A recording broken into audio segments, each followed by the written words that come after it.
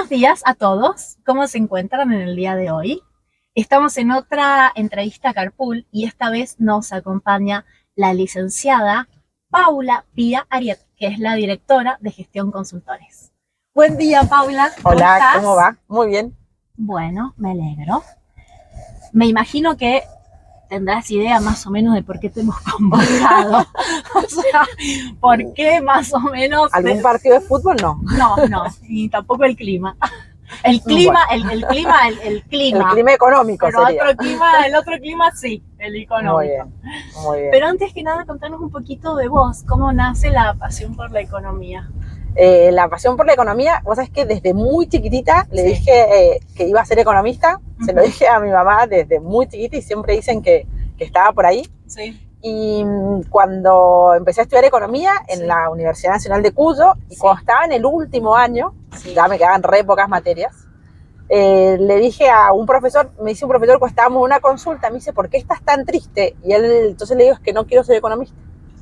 Y él me dice, ¿por qué no querés ser economista? Y porque me di cuenta que lo mío no es la investigación y yo quiero hacer cosas con la gente. Ajá. Me dice, estás confundida, ¿qué es la economía? Me dice, ser economista es el principio de una carrera muy larga que vos podés destinar a qué querés ser.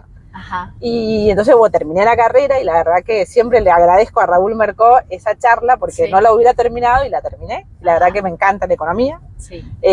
Yo hago economía aplicada a la empresa, hago la microeconomía. Dentro de la microeconomía hago algo que es adentro de eso, de recursos humanos. Sí. Trabajo con la parte de las compensaciones mucho de las empresas y me enfoco mucho desde ese lugar. Sí. Así que ahí nació mi idea y por eso siempre digo que mis hijos fueron quienes marcaron mucho de mi rumbo. Sí. Cuando yo me caso y me voy a vivir a Buenos Aires, sí. Y con Enrique después de un tiempo decidimos volvernos a vivir a Mendoza y a los 3 días de vivir en Mendoza me enteré que estaba embarazada de Augusto, mi hijo más grande. Ajá. Y entonces no podía buscar trabajo y empecé a desarrollar la consultora por eso, porque no tenía posibilidad de trabajar en relación de dependencia. Hasta ese momento siempre pensaba que el único trabajo posible era en una empresa. Y empecé a desarrollar gestión consultores y la verdad que empezó a crecer.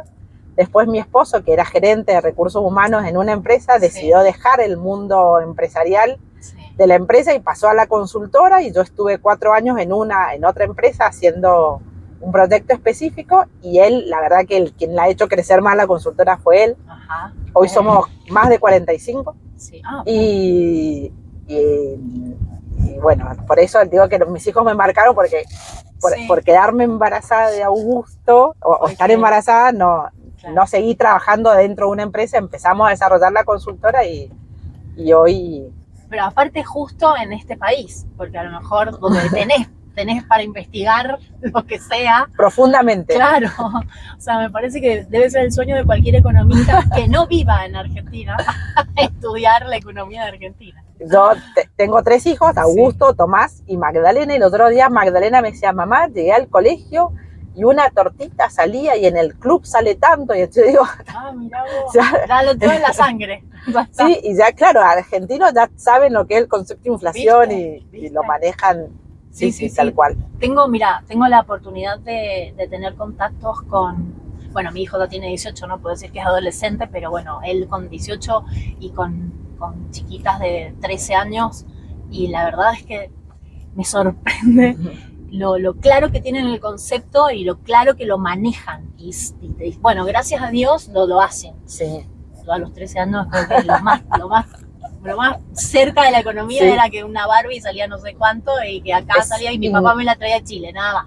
Es increíble. O sea, una locura. De verdad que yo digo, el concepto de cómo miran los precios y cómo esto y aquello, y a mí me sorprendió. ¿Y vos crees que eso pasa por qué? O sea, independientemente de que vivimos en esta turbulencia y que en estos últimos años ha estado hipermarcada, pero ¿por qué los chicos pueden acceder a esa digamos, a tener ese tipo de análisis? Porque a la información acceden claramente por internet. Claro. Pero ¿por qué llegan a interesarse y analizarlo? Porque deberían estar en otra cosa, ¿o no? Claro, los chicos deberían estar o no, ya no lo sé, porque... Sí, bueno, no somos quien para decirlo. Claro, pero sí, yo lo que los otros días me decía ella, mamá, mira, yo en TikTok estuve viendo estábamos en una discusión, estábamos viendo pospaso, a ver, y me dice, sí, yo estuve mirando en TikTok, y entonces, y claro, y en TikTok, claro, y los chicos, en cuanto ven un video, empieza a aparecerle, la cantidad de información que les llega, y lo difícil que, yo sí creo que ellos tienen un desafío, que es, tienen mucha información, cosa que nosotros no teníamos, tienen que discernir entre qué es verdad, qué es mentira, qué escuchar y qué no, porque bueno, la verdad es que empieza la información a tener un sesgo importantísimo, fuertísimo, tremendo. Y eso los marca. Así que, pero está bueno que puedan también desarrollar ese poder de análisis. Absolutamente. ¿No? Porque si no, el mundo se los va a comer dentro de 5 años. Absolutamente, porque hoy la información está a tu disposición. Ahora vos tenés que fijarte qué información vas a escuchar, qué información te vas a quedar, qué cosa, y que la verdad siempre es relativa, y que esto que te dicen acá que es verdad podría no llegar a serlo, entonces que tengas la posibilidad de la duda, esa posibilidad me parece tremenda para los chicos hoy, con todo lo que hay.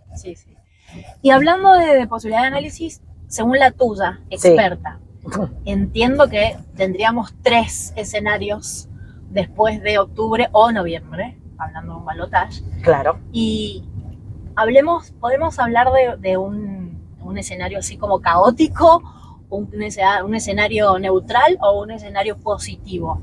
En base a tu análisis de los 3 escenarios, ¿no? No sé si soy clara en lo que te quiero. Yo creo que Argentina, para poder salir de la crisis, va a tener que pasar un proceso doloroso. En cualquiera de los escenarios, cualquiera sea el que gane, y cualquiera que nos diga, mira, de acá vamos a salir rápidamente, te diría, nos está mintiendo. Así como Macri en su momento dijo, en un año bajo la inflación, que es inviable. Esto es como cuando vos te estás excedido de peso y te dicen, mira, toma esta pastilla y adelgazás rápidamente, después el dolor es 2 veces, creo que es así. Creo que es muy complicado y que va a pasar por un proceso. De alguna manera, yo digo, la historia tiene un porqué. Negar la historia creo que es uno de los grandes problemas y uno de los grandes errores. Así como digo, poner precios cuidados o programas de control de precios, ya lo hemos probado 1000 veces y siempre fracasaron, ¿por qué pensar que ahora va a funcionar? Bueno, creo que, por ejemplo, si vos pensás que la mano invisible de la economía va a generar los ajustes automáticos, te estás comiendo 200 años de historia. Creo que comerse 200 años de historia sería un error en cualquiera de los 2 aspectos. Entonces, mirar la historia de qué países, cómo países han salido de este contexto parecido al que vive la Argentina, es con una restricción presupuestaria que es dolorosa. Eso no podríamos negarlo. Y si alguien nos dice una cosa distinta, creo que ese sería un problema, que le creamos a ese que esto se sale rápidamente. Y no, va a ser complejo, va a ser largo. Gane cualquiera de los 3 que ganen. Ahora, tenemos un problema. ¿Sí? Veo yo un problema. Entiendo, humildemente. ¿Por qué la gente que vota, el electorado, cree en promesas mágicas? Porque básicamente, si hoy miramos las encuestas, podemos decir que hay un candidato que ha tenido una elección sorpresiva en base a cosas que son inviables como las plantea. Y sin embargo la gente sueña, cree y piensa que eso va a poder ser, por eso es que está como está, y a lo mejor algunos otros candidatos que van con un discurso un poco más real o más doloroso, nada, no salieron como deberían haber salido según las encuestas y según la lógica, ¿no? Yo creo que es por esto de que queremos negar la historia. Yo digo, mira, ahora en Chile hubo un candidato que hizo promesas tremendamente, ¿no? Estamos hablando de Boris. Dijo, no, esto lo voy a reformar y salió con un porcentaje de votos importante. Bien, gana y plantea la reforma constitucional, que es lo que hace falta para hacer muchas de las propuestas que dice Milei, las más importantes. Necesita una reforma constitucional. ¿Y qué le pasó a Boris? No tuvo la reforma constitucional. ¿Qué le pasó a todas las medidas que iba a hacer Boris? No fueron. Y una de las cosas, pero más llamativas, yo creo que la gente, en cuanto empezó a ser consciente de lo que decía, pasado un tiempo, así fue como cuando fue a la reforma constitucional, fueron a votar. Y votaron en contra de Boris el doble de las personas que lo votaron. Entonces, yo creo que por negar la historia. Sí, es muy importante el hecho de hacer hincapié, quizás, de que sobre la responsabilidad cívica que tenemos cada uno de nosotros al momento de emitir el voto. el hecho de estudiar al candidato, las propuestas y la viabilidad de las propuestas. Eso sería como lo importante. Y vos pones el ejemplo de Chile, o sea, que digamos que traspasaría fronteras el hecho de negar la historia. Claro. Algo como humano, por sí, decirlo. Claro. Sí.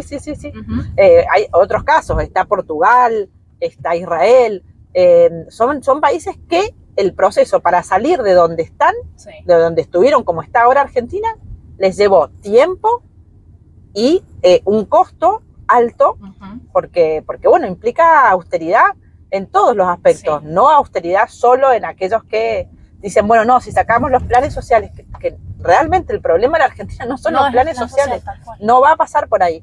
Y sí, el problema social va a pasar por ahí, que creo que es una de las cosas que a veces no se mide. Esto es como, siempre digo, pareciera como si estuviéramos viendo, ¿te acordás cuando Mafalda estaba Susanita que decía, bueno, pero hagamos una línea, una pared alta y no los vemos más y desaparecen? Esto es como más o menos parecido, pensar que se va a desaparecer un problema. Ayer un cliente me decía, bueno, pensar que la rabia se elimina porque matemos a un perro no va a pasar. Los problemas hay que tratarlos desde una dinámica distinta. ¿Y cuál sería? Contanos, si vos pudieses hoy tenés, bueno, de hecho la posibilidad, ¿no? De poder llegar a la gente en general y decir, lo ideal sería esto, habría que tomar este camino para poder tener que estas propuestas de este candidato o de este sean realidad. O sea, ¿cuál sería el camino qué les dirías a ellos para que puedan entender cuáles serían los diferentes escenarios a los que accederíamos? Para mí es muy importante el siguiente aspecto, que es ser sinceros, que yo creo que es uno de los principales problemas. Porque el problema en la Argentina no son los políticos, somos de alguna manera, ellos nos representan a nosotros. Ellos representan, y si hay corrupción es porque hay empresarios que la pagan. Entonces vos tendrías que eliminar o tendrías que reducir también a aquellos empresarios que quieran pagar determinadas coimas. Entonces el problema es de las dos partes, no es de una sola, y esa es una de las cosas que más cuesta que lo vean. Implementar. Entonces yo te diría, acá va a haber que hacer un sacrificio, y no es un sacrificio de un solo sector, es un sacrificio de absolutamente todos. Eso quiere decir, por ejemplo, uno de los problemas, el gasto principal del Estado está en las tarifas, está en el subsidio a las tarifas. ¿Y eso qué quiere decir? ¿Que nos van a aumentar la luz, el agua? Sí. Y vos decís, che, los mendocinos no vamos a ser nosotros los que vamos a tener el mayor problema. Pero el mayor problema sí está en la provincia de Buenos Aires. Ahí es donde está el gran problema de la Argentina. Esa provincia que es inmanejable, que tiene índices de pobreza altísimos, y que claramente ahí es donde van a tener que trabajar significativamente. Pero es donde están los votos. Entonces yo no veo ningún político que vaya a decir, che, mira, el problema es que te vamos a sacar las tarifas y que votame. Yo creo que no hay ninguno. Ninguno que dice estos aspectos. Es más fácil, para mí, yo lo que veo es decir, che, vamos a dolarizar, cosa que es inviable sin una reforma constitucional. Ay, qué buen tema. Que decir que voy a sacar las tarifas, que voy a sacar el subsidio de las tarifas, que te va a aumentar a vos los impuestos. Yo creo que ningún político es sincero ahora en campaña, porque nadie lo votaría. Claro, ahora, hablamos de dolarización. Cuando en más de una oportunidad le han preguntado al candidato, a Milei, que es el que está a favor, ¿cómo es que le haría? Porque bueno, entiendo que desde el periodismo saben esto. Dicen, che, es inviable, no hay forma, hay que hacer una reforma constitucional. Pero él se apalanca o justifica, digamos. En la justicia. No, en el tema de los bonos de alto riesgo y que dice que hay inversiones de alto riesgo que están dispuestas o sea, es como que dice una cosa tan un poco fantasiosa, entiendo. Vos, desde lo que vos sabés, desde tu conocimiento, experto, ¿por qué es inviable? Lo primero es que necesitas tener una constitución distinta a la que tenemos hoy. ¿Cuál es el punto que habría que reformar? No, tenés que reformar varios puntos para que vos puedas tener la dolarización de la economía. Ese es uno de los primeros. El segundo es que si no tomaste la decisión de sacar las tarifas, si no tomaste la decisión de bajar el gasto del Estado, si no tomaste la decisión, no vas a tener cómo financiar el Estado. Entonces, por más que vos digas determinadas cosas, no lo vas a poder hacer. Tenés que tener y el principal problema es que para tener todo ese cambio tanto constitucional, fiscal, necesitas tener tú una estructura. Necesitas tener diputados, senadores, acuerdos con gobernadores, con intendentes. No existe ninguno. Claro. Entonces, el punto es cómo vas a arrancar. Yo ayer escuchaba, decían, bueno, no, porque la educación, punto de que ahora se le va a dar bono, se le daría bono a los padres para que los padres elijan en dónde gastarían. La educación está en las provincias, o sea, claro, no hay chance por parte del Estado. Y después ayer decía, bueno, pero decinos cómo. No, en realidad el proceso sería en 2 años y lo que haríamos sería lo que primero haríamos sería una formación de los docentes. Sí. Yo digo, pero de la formación de los docentes, ¿a dónde llegamos a lo del bono? O sea, claro, me está respondiendo una cosa con otra. Ajá. Y esto es lo que yo veo que pasa, para poner como lo mismo con la dolarización. Sí. Vendrían bonos, no sé, no le veo alguna posibilidad a la realidad. Sí. Si le veo posibilidad de que gane, sí. Ajá. Sí, sí. Sí, que gane, sí le veo posibilidades, pero no le veo posibilidad de que aplique. ¿Y cuál sería el escenario económico si gana? En base a todo lo que vos nos estás contando, ¿no? Es inviable la dolarización, cuando se le pregunta qué va a hacer con la educación, no responde, digamos, de una manera transversal, ¿no? Te responde un punto o uno, pero no los une. O sea, ¿cuál sería el escenario económico en el caso de que gane Milei?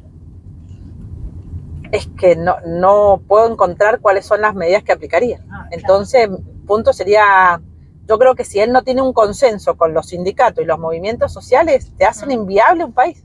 Pero él expresamente ha dicho que no piensa consensuar ni con los sindicatos. Y bueno, es que eso es lo que yo veo. El problema va a ser un caos social. Claro. Si vos me decís, yo creo que, porque están armados, sí, están, de hecho, si vos te fijás cómo están ubicados en los distintos barrios, en el conurbano, lo tienen todo pensado. Claro. ¿Cómo? ¿Lo tienen todo pensado? Claro, porque es muy fácil, muy rápido te arman una movilización. Ah, claro, sí. Y no que te hagan los sindicatos cuando no están de acuerdo con un gobierno, te hacen un paro cada 2 días. Sí, tal cual. Y no tengas producción. Un país sin producción en un momento. Sí. Entonces... Y salgamos ahora de Milei. Sí. Vamos al escenario de Patricia Bullrich ganadora. Sí. ¿Cuál sería el escenario económico con ella ganadora? Creo que lo primero que tiene que hacer es blanquear los números de la economía. Ajá. Le va a tocar hacer la reducción en las tarifas, le va a tocar hacer la reducción, en los subsidios a las tarifas, le va a tocar generar consensos en todos los ámbitos que tenga, en absolutamente todos, de la izquierda a la derecha, del centro al todos tiene que juntar, y una vez que logre ese consenso, va a tener que hacer la austeridad al máximo de los aspectos.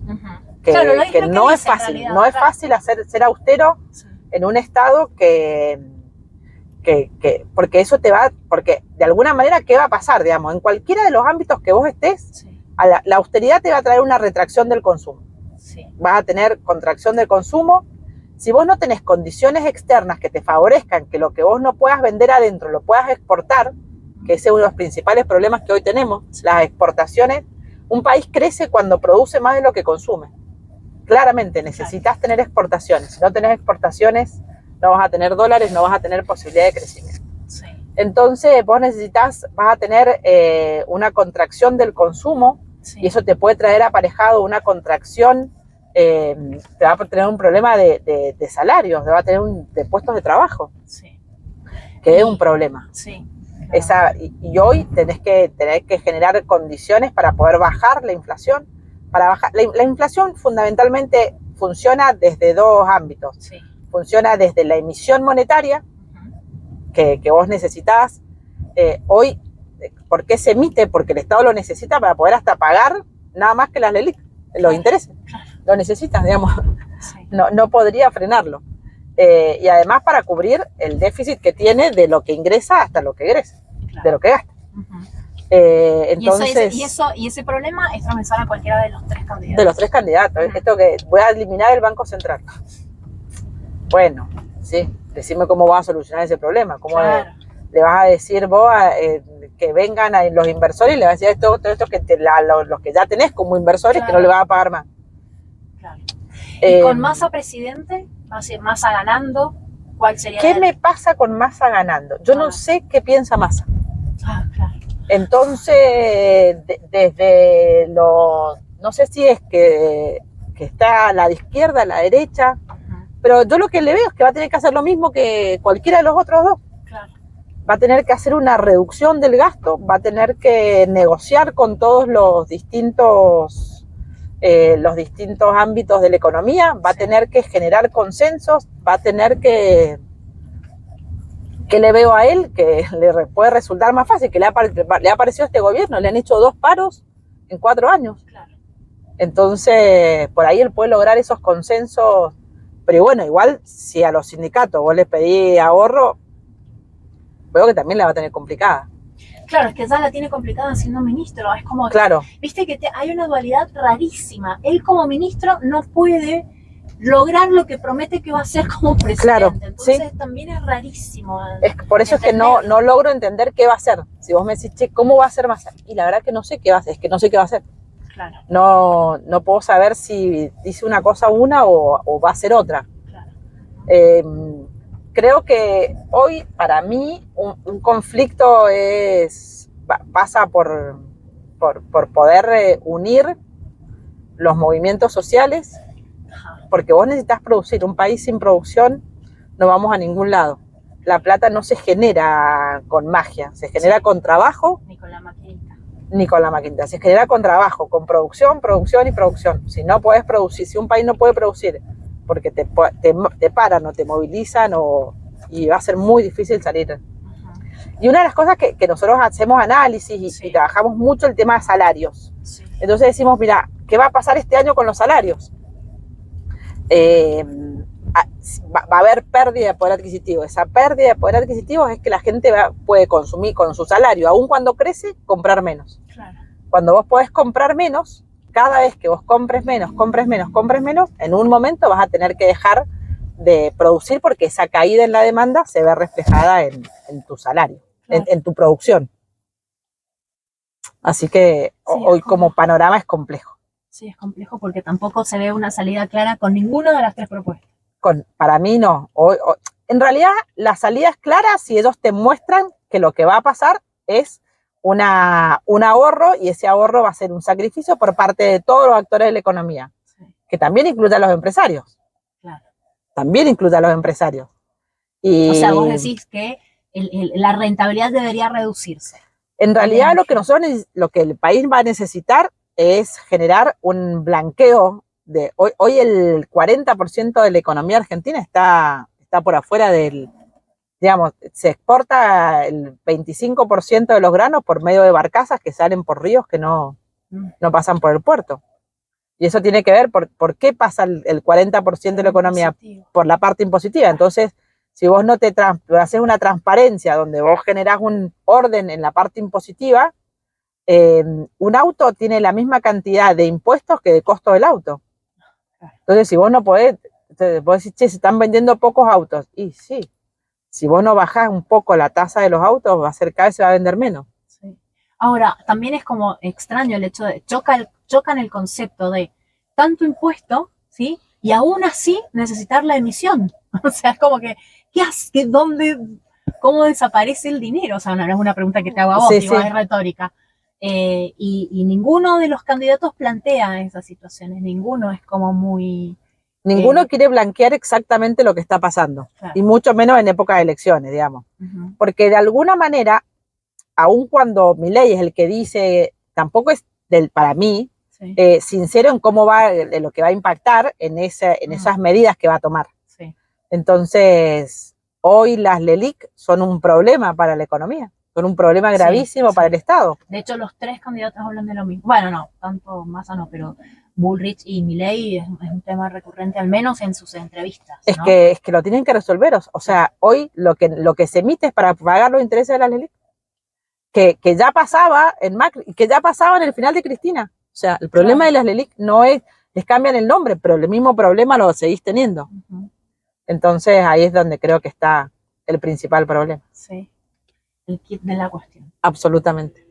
Bueno, estimada Bárbaro. Paula, ha sido un placer.